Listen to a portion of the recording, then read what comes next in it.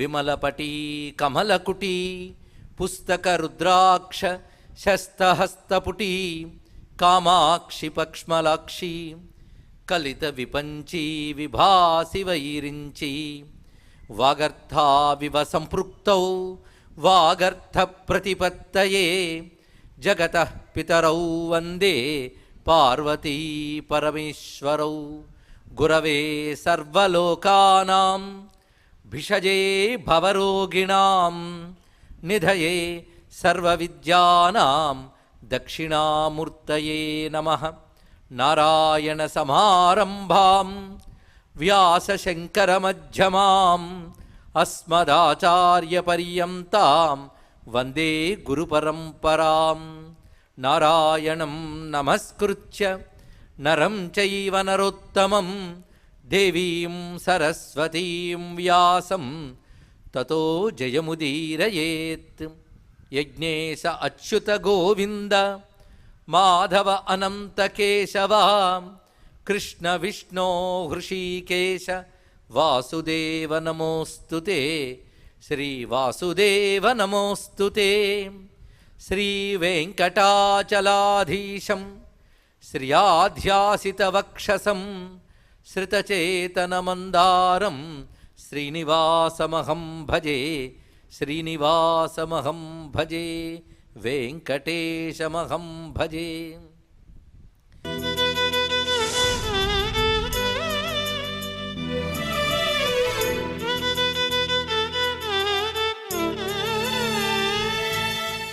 తిరుమలలో స్వామికి పుష్పయాగమ చేస్తారు. యాగం అంటే మాటిమాటికి అగ్నిలో నెయ్యి వేయడం కాదు. పూజలన్నీ యాగములే, పూజలన్నీ యజ్ఞాలే. యజ్ఞం అనే మాటకే యజ అనే మాటకు ఆరాధన అని అర్థం. ఇక్కడ యజ్ఞం అనగానే ఆరాధన. అది నిప్పులో వేయచ్చు, విగ్రహాన్ని పూజించు, అభిషేకం చేయొచ్చు, ఏదైనా యజ్ఞములేనండి. ఆఖరికి జపం చేసిన యజ్ఞమే, ధ్యానం చేసిన యజ్ఞమే, ఇంద్రియ నిగ్రహం కూడా యజ్ఞమే అని భగవద్గీతలో కృష్ణుడే చెప్పాడు.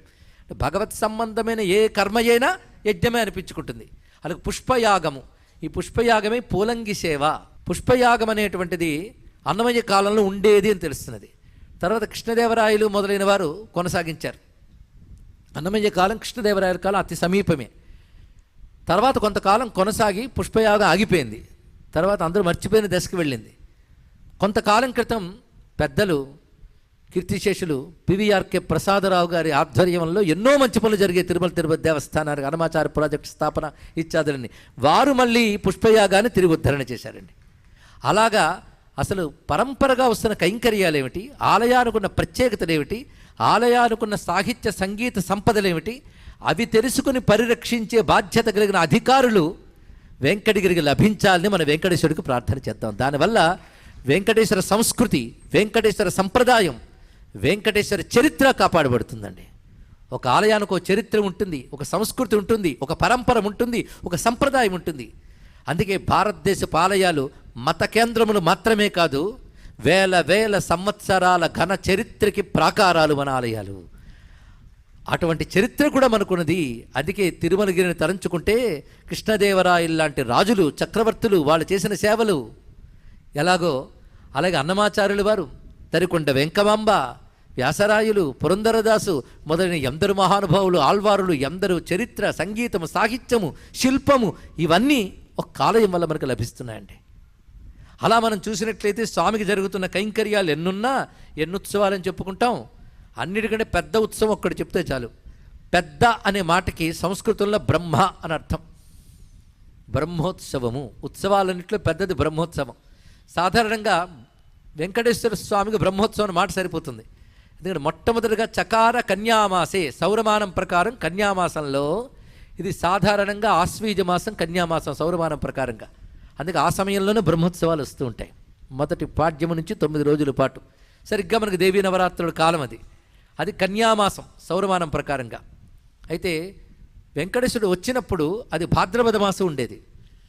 భాద్రపద మాసంలో వచ్చాడు. అందుకు కొన్ని అధిక మాసాదులు వచ్చినప్పుడు భాద్రపదంలోనూ బ్రహ్మోత్సవం, ఆశ్వయుజంలోనూ 2 బ్రహ్మోత్సవాలు జరుగుతుంటాయి. పరిశీలించే వరకు తెలుస్తుంది. చకార కన్యామాసేతు అని మాట మాత్రం పురాణంలో కనబడుతున్నది.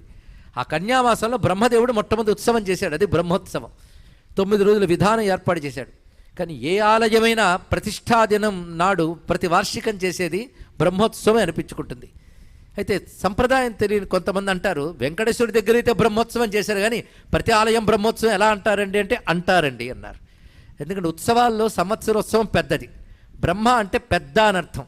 కానీ బ్రహ్మోత్సవం అంటే బ్రహ్మ చేసిన ఉత్సవం అని మాత్రమే కాకుండా ఉత్సవాలన్నిటిలో పెద్ద ఉత్సవం కనుక బ్రహ్మోత్సవము అని పేరు. ఇక్కడ 9 రోజుల పాటు జరిగే పెద్ద ఉత్సవం ఇది.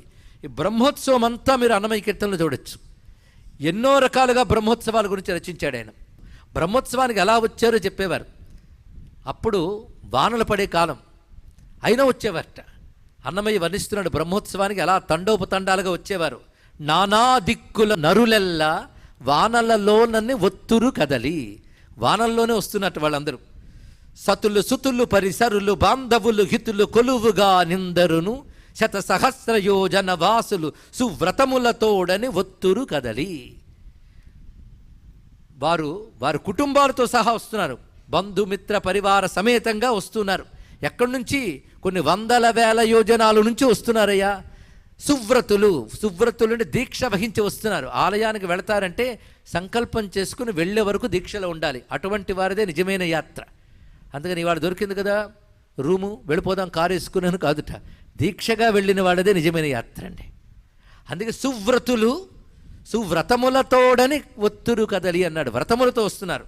ముడుపులు జాళెలు మొగి తలమూటలు కడలేని ధనము కాంతులను కడుమించిన కరులు తురగములు వడిగొని చెలగుచు ఒత్తురు కదలి. రకరకాలైనటువంటి మొక్కుబడులు మూటలుగా కట్టి తల మీద పెట్టుకుని కుటుంబాలతో సహా వస్తున్నారు.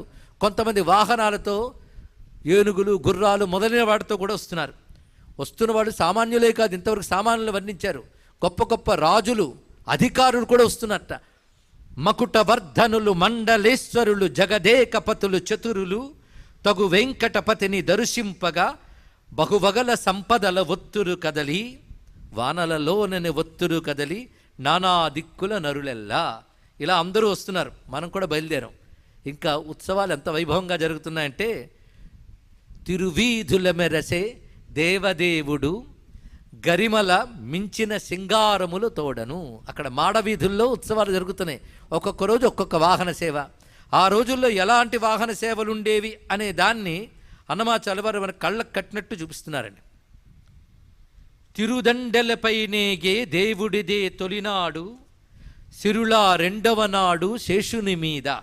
మొదటి రోజు తిరుదండెలు అంటే స్వామికి అలంకారం చేసినటువంటి వివిధములైన వాహనములను వర్ణిస్తున్నారు. అదేవిధంగా పల్లకీలు మొదలైనవి, ఇవి తిరుదండెల మీద. రెండవ రోజున శేషుని మీద అన్నారు. అంటే అప్పుడు ఎలా ఉండేది అంటే మొదటి రోజున ఇప్పటికీ అదే జరుగుతున్న సంప్రదాయం. ధ్వజారోహణం మొదటి రోజు చేసి ఆ రోజు రాత్రి పెద్ద శేష వాహనం అని చేస్తారు. ఆ ధ్వజారోహణాదులన్నిటినీ కలిపి తిరుదండెల మీద ఏగే దేవుడిదే తొలినాడు అన్నారు. ఆ రోజు పెద్ద శేష వాహనం. రెండవ రోజు ఉదయం చిన్న శేష వాహనం, రాత్రి హంసవాహనం. కానీ నేను ఒక వాహనాన్నే ఒక్కొక్క రోజు చెప్పుకుంటూ వస్తున్నాడు. అంటే తదనంతర కాలంలో మరికొన్ని కలిసి ఉంటాయని మనం భావించవచ్చు. సిరుల రెండవ నాడు శేషుని మీద మురుపైన మూడో నాడు ముత్యాల పందిరి కింద. మూడవ రోజున ఉదయం సింహవాహనం, రాత్రి ముత్యాల పందిరి ఏర్పాటు చేసి అందులో ఉంచుతారు స్వామివారిని. అందుకే మురిసేన మూడో నాడు ముత్యాల పందిరి కింద, పొరి నాలుగో నాడు పువ్వు కోవిలలోను. పువ్వు కోవిలలో పెడతారట. అంటే పూలతో కోవిల్లా చేసి పెడతారు. అంటే కల్పవృక్ష వాహనం ఆ రోజు ఏర్పాటు అవుతుంది. రకరకాల కల్ప కుసుమాలు విరబూసిన కల్పవృక్షపు నీడలో స్వామివారు ఉంటారు. దాన్ని నేను పువ్వు కోవిల అని వర్ణించాడు. రాత్రి సర్వభూపాల వాహనం అని చేస్తారండి. ఇది స్వామివారు 4వ రోజు ముచ్చట. ఇక 5వ రోజు ముచ్చటకు వచ్చేటప్పటికల్లా స్వామి మోహిని అవతారం ఎత్తి పల్లకిలో ఉంటాడు. రాత్రి గరుడ వాహనం. దీన్ని తీసుకుని గక్కున 5వ నాడు గరుడుని మీద గరుత్మంతుని వాహనాన్ని పేర్కొన్నారు. ఎక్కెను 6వ నాడు ఏనుగు మీద. 6వ నాడు ఉదయం హనుమద్వాహనం, రాత్రి గజవాహనం. అందుకే ఏనుగు మీద అని చూపించాడు. ఇక 7వ నాడు ఉదయం సూర్యప్రభ వాహనం, రాత్రి చంద్రప్రభ వాహనం. ఈయన చొక్కమై 7వ నాడు సూర్యప్రభలోనను అని 7వ నాడు చెప్పాడు. ఎక్కువ తేరును గుర్రం 8వ నాడు. ఉదయం రోజు 8వ రోజున ఉదయం నాడు చేసేది ఉదయం రథము, రాత్రి అశ్వాహనం. కనుక రెండూ చెప్పాడు. ఎక్కెను తేరును గుర్రము 8వ నాడు అని 2 వాహనాలు పేర్కొన్నాడు. ఇక 9వ నాడు ఏం చేస్తున్నట్టే కనకపు టందలము కదిసి 9వ నాడు. అందలం అంటే పల్లకి, బంగారు పల్లకి అని ఎక్కుతున్నాడు. అది 9వ రోజు ఉదయం చేస్తారండి. ఆ రోజు చాలా విశేషం. ఎన్నో రకాల నానా వాహనాలు కూడా ఆ రోజు మళ్ళీ చూపిస్తారు. బ్రహ్మరథం, గజద్వయం, వేదపారాయణలు చేస్తూ విప్రసమూహం, గొప్ప సందడి, ఆచార్య సంఘము, వివిధ వాహన సేవలు, ఇవన్నీ అయ్యాక చేసేది అవబృధ స్నానం. ఆ సమయంలో చక్ర స్నానం అని చేస్తారు స్వామి పుష్కరంలో.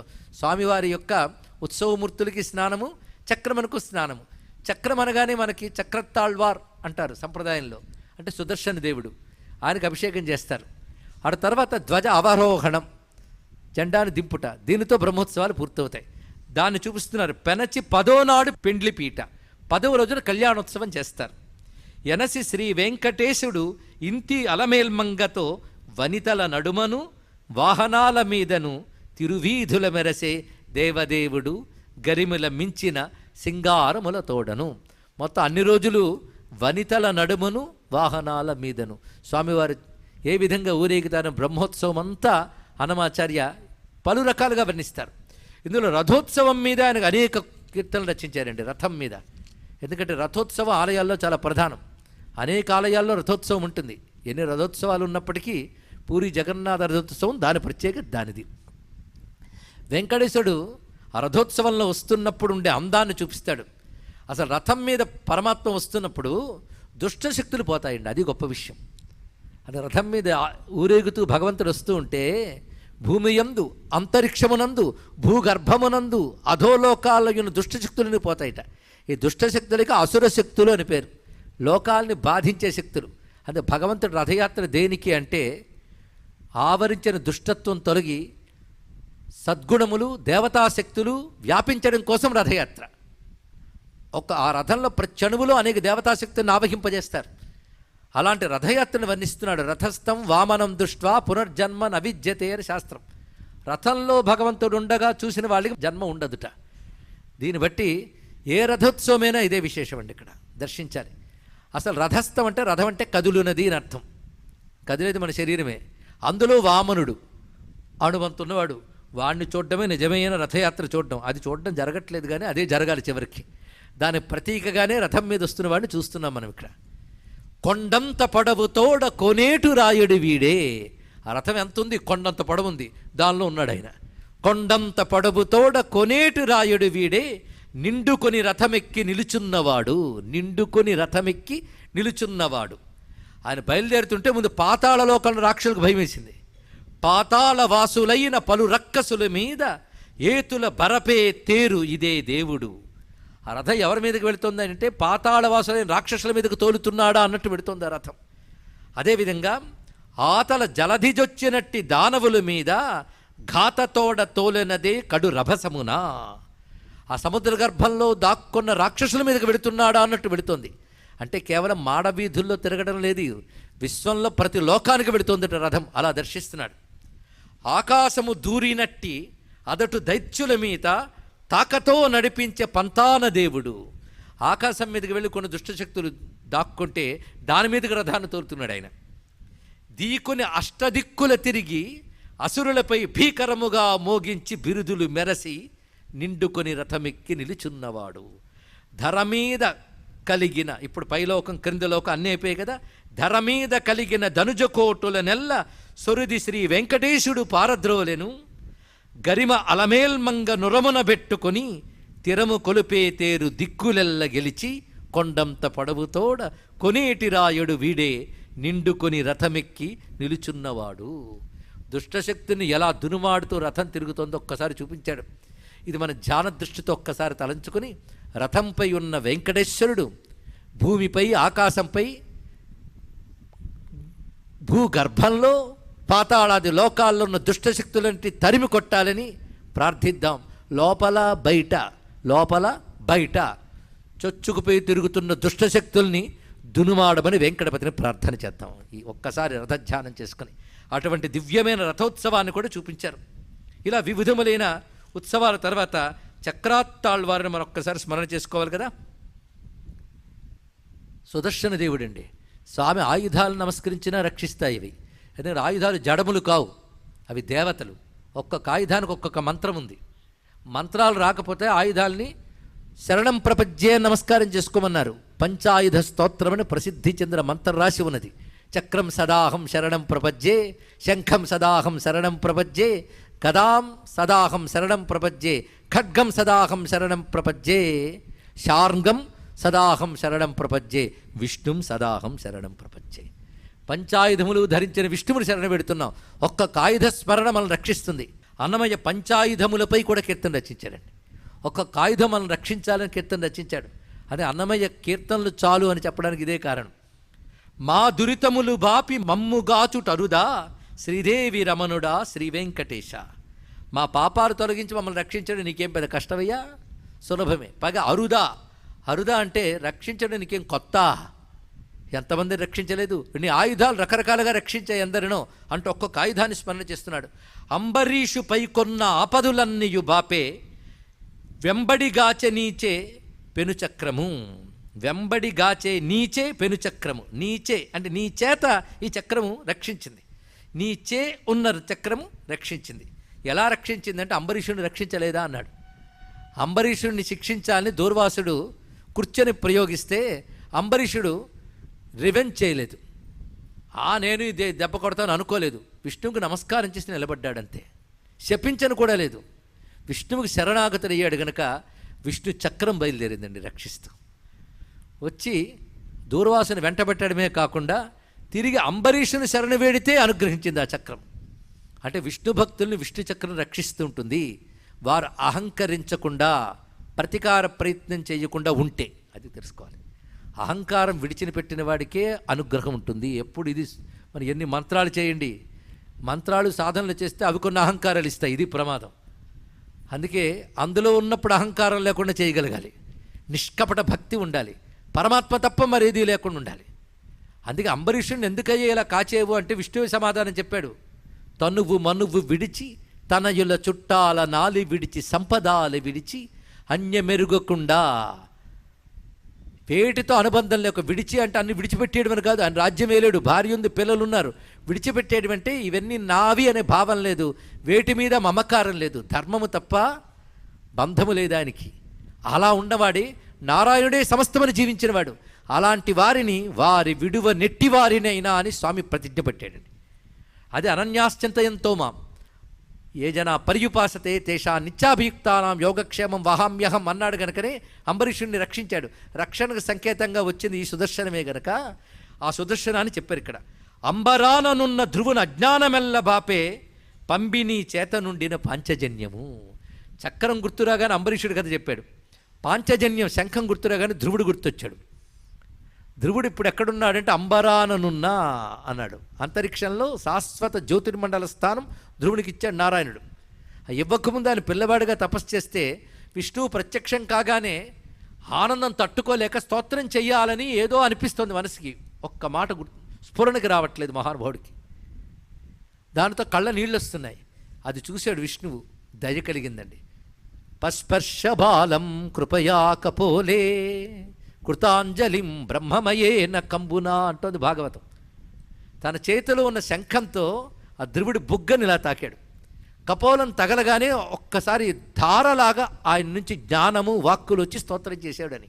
కనుక పాంచజన్యం స్వామి ఊదే నాదస్వరూపము మనకు అజ్ఞానాన్ని తొలగిస్తుంది. అందుకే అంబరాననున్న ధ్రువుడి అజ్ఞానమెల్ల బాపే పంబిని చేత నుండిన పాంచజన్యము. పక్కన జరాసంధు బలమెల్ల నుగ్గాడి నిక్కము మధుర నిల్పే నీచే గద. ఆయన గదతో కొట్టేట ఎవరిని? జరాసంధుణ్ణి. 17 మార్లు దండయాత్రలో కృష్ణుడి చేతి ఎన్ని చావు దెబ్బలు తిన్నాడు మహానుభావుడు. ఆయన చేత తిన్నాడు కనుక మహానుభావుడు అన్నాం, ఇంకేం కాదు. ఇక్కడ ఆ గద అలాంటిదయ్యా. తొక్కి హిరణ్యకశిపు దునిమి ప్రహ్లాదు కాచే నిక్కి నిక్కి మెరసేటి నీ ఖడ్గము. నీ ఖడ్గమున్నదే అది హిరణ్యకశిపుని చెండాడింది అన్నాడు. ఇదేమిటయ్యా? భాగవతం శ్రద్ధగా విన్నవాడు ఒప్పుకోడు. ఖడ్గంతో చీల్చి చెండాడా హిరణ్యకశిపుని? దేంతో చీల్చి చెండాడండి? ఆవిడ ఎంత నరసింహస్వామి వచ్చినా అంత తొందర ఏమిటండి? ఎంత ఉత్సాహంగా వినాలి కథని. దేనితో చీల్చాడు? గోళ్లతో. మరి ఖడ్గమని ఎందుకన్నాడు ఈయన? అంటే నారాయణుడికి ఖడ్గం కూడా ఆయుధమే. గోళ్ళు కూడా ఆయుధమే. కనుక ఆ ఖడ్గశక్తి గోటి యందు ఆవగింపబడింది అని ఒక రహస్యాన్ని అందరూ చూపిస్తున్నాడు ఇక్కడ. అందుకే ఈ మాటలో నిక్కి నిక్కి మెరసేటి నీ ఖడ్గము వెడ రావణిని జంపి విభీషణుని గాచే చుడిమిడి పడక నీచే శార్ంగము.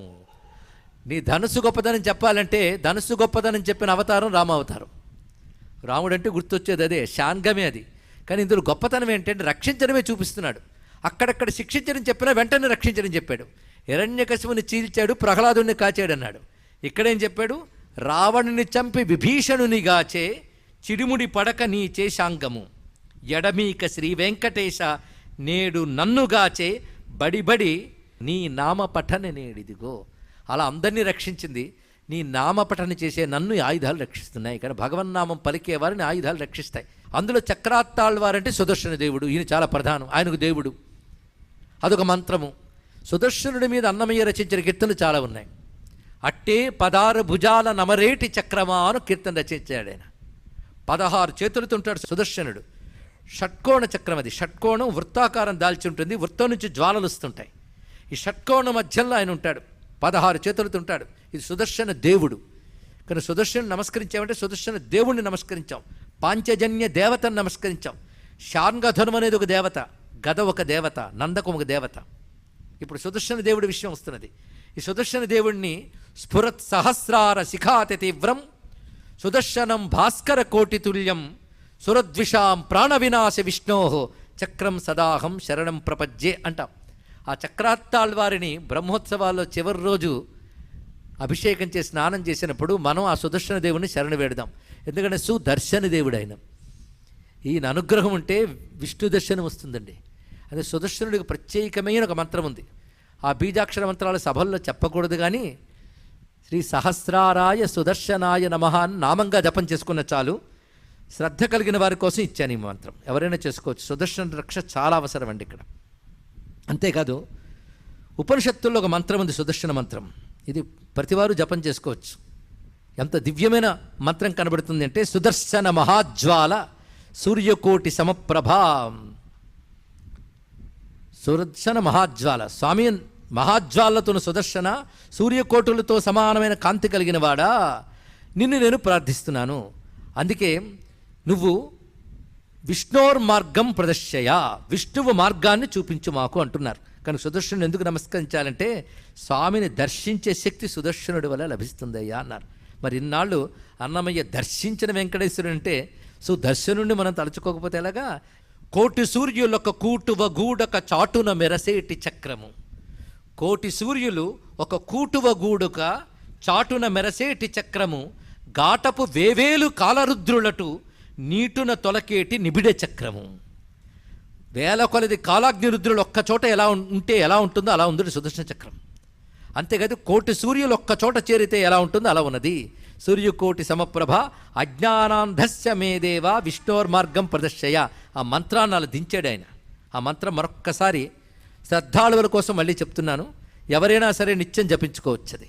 సుదర్శన మహాజ్వాల సూర్యకోటి సమప్రభ అజ్ఞానాంధస్య మేదేవ విష్ణోర్మార్గం ప్రదర్శయ. ఈ మంత్రం మనల్ని బాధించే దుష్టశక్తిని తొలగించడమే కాకుండా భగవద్భక్తి రాకుండా, భగవద్ అనుగ్రహం రాకుండా అడ్డుకునే అజ్ఞానాన్ని తొలగిస్తుంది. అటువంటి మహామంత్రం ఇది. అందుకే ఇక్కడ కోటి సూర్యులకు కూటువ గూడుక అని మాట వేశాడు. ఇక్కడ అమరుచు శ్రీ వెంకటాధిపు కరమన తెమలకయుండేటి దివ్య చక్రమా. ఎప్పుడు ఏదో పని పెట్టుకుని ఉంటుంది ఆయన చేతిని వదలకుండా. అలాంటి ఆ చక్రాన్ని మర్ద మర్ద మమ బంధ అని, దుర్దాంత మహా దురిత అని సంస్కృత కీర్తన రచించారండి. నా బంధములు తొలగించవయ్యా, దురితములు తొలగించు. ఈ రెండు అడిగాడు. బంధములు అంటే కట్టిపడేసేటువంటి బాధలు, అజ్ఞానములు, పాపములు, వీటిని తొలగించమని అడుగుతూ చక్రాయుధ రవి శతతేజోంచిత సక్రోధ సహస్ర ప్రముఖ విక్రమక్రమ విస్ఫులింగ కణ నక్రహరణ హరి నవ్యకరంగా మర్ద మర్ద మమ దురిత అని. ఆ రచనే ఒక సుదర్శను నుంచి జ్వాలలుస్తున్నట్టు పదాలు వచ్చాయండి మహానుభావుడి దగ్గర. అసలు కీర్తనంతా చూస్తే సుదర్శన చక్రం తిరుగుతున్నట్టుంటుంది. అలా రచించాడు.